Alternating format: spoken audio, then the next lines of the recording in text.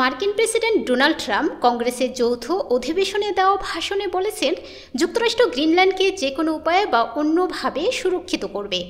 অঞ্চলটির কৌশলগত গুরুত্বের উপর জোর দিয়ে তিনি বলেন, জাতীয় নিরাপত্তা এমনকি আন্তর্জাতিক নিরাপত্তার জন্য আমাদের গ্রিনল্যান্ড প্রয়োজন।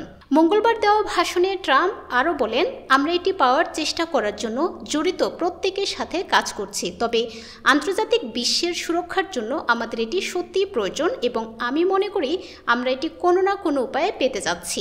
গ্রিনল্যান্ডের জনগণের প্রতি সমর্থন জানিয়ে তিনি বলেন, আপনার ভবিষ্যৎ নির্ধারণের অধিকারকে আমরা দৃঢ়ভাবে সমর্থন করি এবং যদি আপনি চান আমরা আপনাকে যুক্তরাষ্ট্রে স্বাগত জানাই।